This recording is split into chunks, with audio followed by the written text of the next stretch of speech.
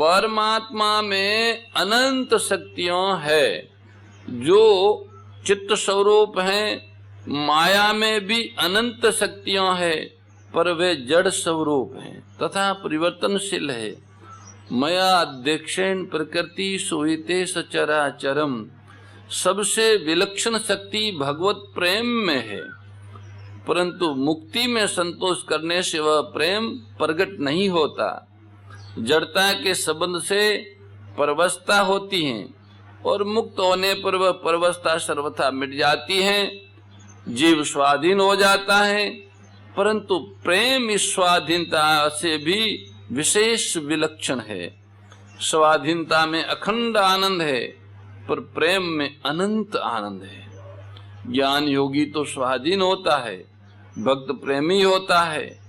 भक्ति योग में भक्त भगवान के पराधीन नहीं होता, क्योंकि भगवान परकीय नहीं है, सबकीय है, अपने है।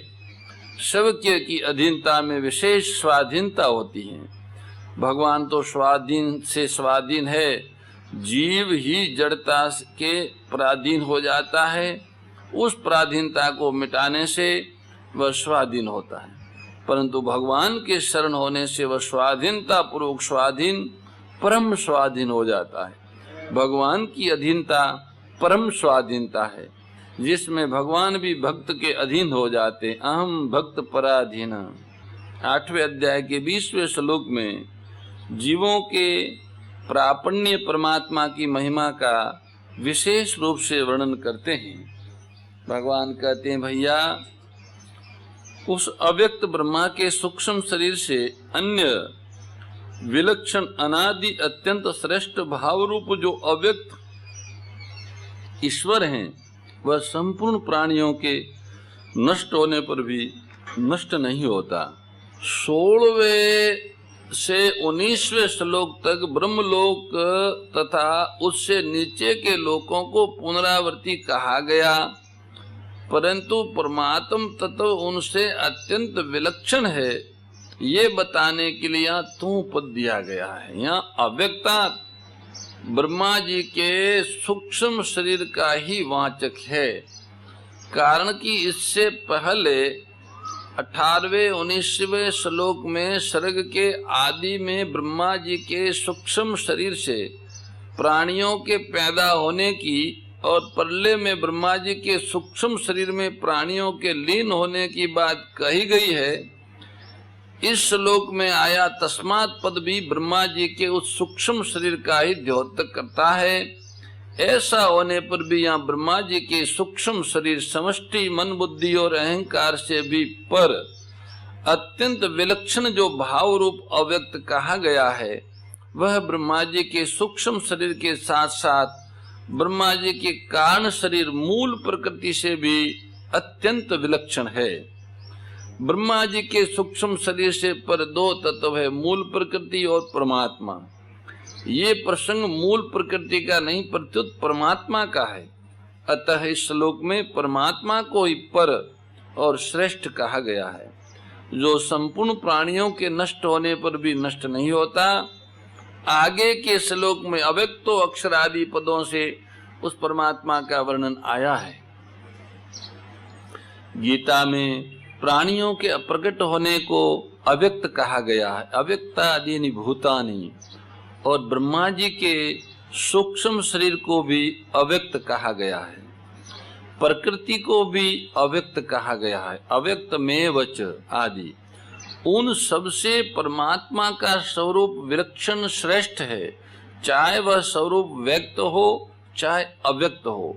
वह भाव रूप है, किसी भी काल में उसका अभाव हुआ ही नहीं, होगा नहीं, हो सकता नहीं, कारण कि वह सनातन है, वह सदा से है और सदा ही रहेगा।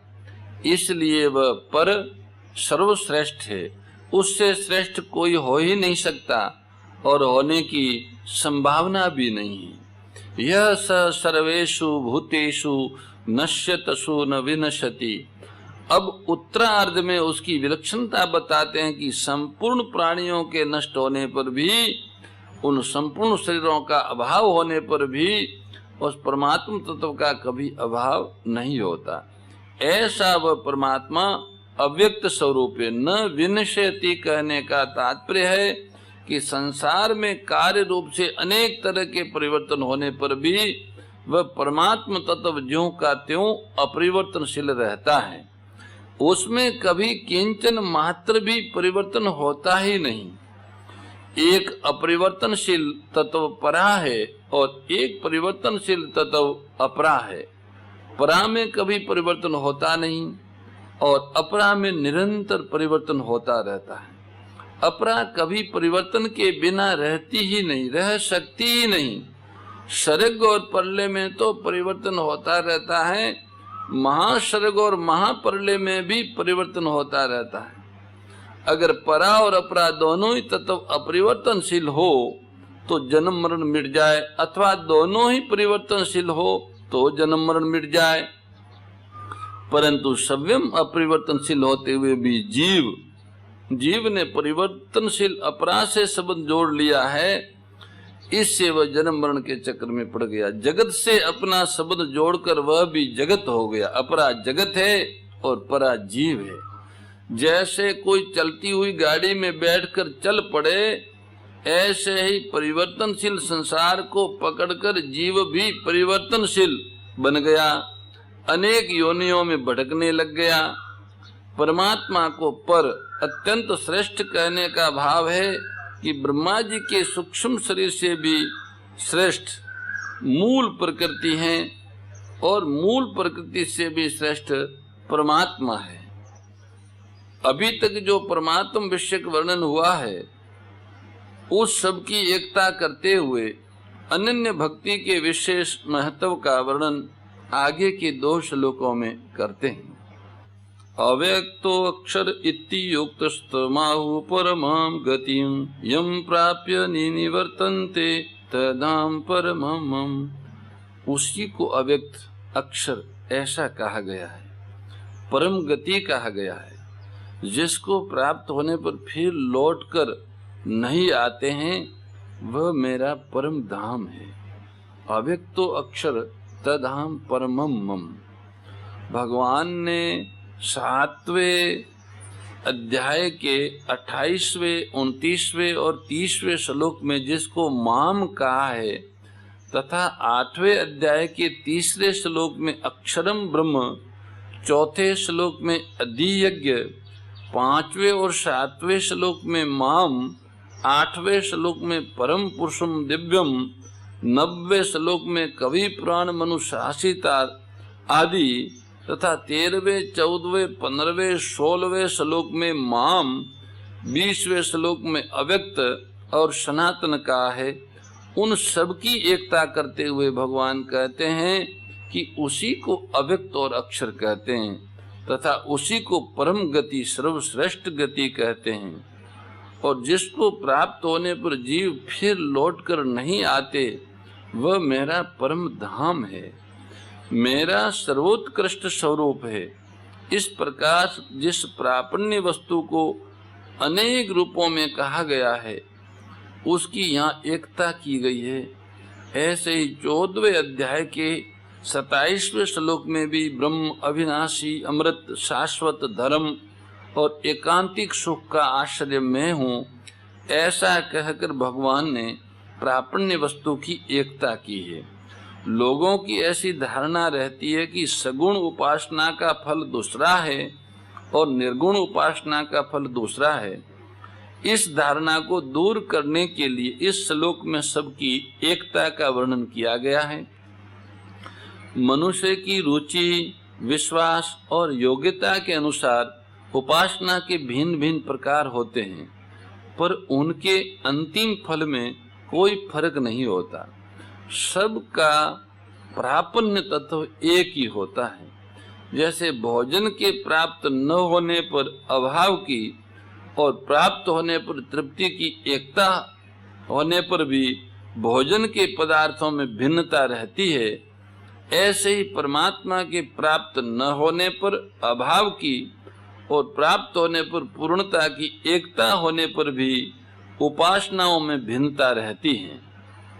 उस परमात्मा को चाहे सगुण निराकार मानकर उपासना करें, चाहे निर्गुण निराकार मानकर उपासना करें, चाहे सगुण साकार मानकर उपासना करें, अंत में सबको एक ही परमात्मा की प्राप्ति होती है। ब्रह्म लोक आदि जितने भी लोक है वे सब पुनरावर्ती है।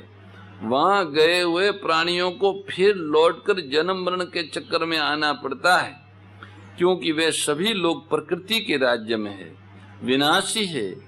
परंतु भगवत धाम प्रकृति से परे और अविनाशी है। वहां गए हुए प्राणियों को गुणों के परवश होकर लौटना नहीं पड़ता, जन्म लेना नहीं पड़ता। हाँ, भगवान जैसे स्वेच्छा से अवतार लेते हैं, ऐसे वे भगवान की इच्छा से लोगों के उद्धार के लिए कारक पुरुष के रूप में इस भूमंडल पर आ सकते हैं। अव्यक्त अक्षर आदि नामों की पहुंच उस प्रापण्य तत्व तक नहीं है, कारण कि वह अव्यक्त व्यक्त अक्षर क्षर गति स्थिति दोनों से रहित निरपेक्ष तत्व है। उसको प्राप्त होने पर जीव लौट कर नहीं आता, क्योंकि उसकी अवधि नहीं है।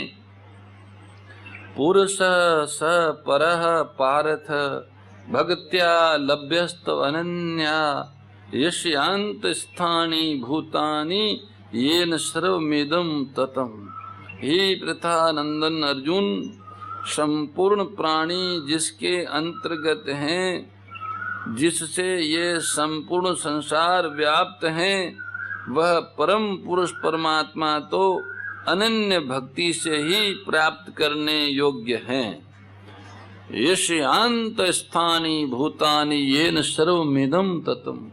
7वें अध्याय के 12वें श्लोक में भगवान ने निषेध रूप से कहा कि सात्विक राजस और तामस भाव मेरे से ही होते हैं, पर मैं उनमें और वे मेरे में नहीं है। यहाँ भगवान विधि रूप से कहते हैं कि परमात्मा के अंतर्गत संपूर्ण प्राणी हैं और परमात्मा संपूर्ण संसार में परिपूर्ण है। इसी को भगवान ने 9वें अध्याय के 4, 5वें और 6ठे श्लोक में विधि और निषेध दोनों रूपों से कहा है।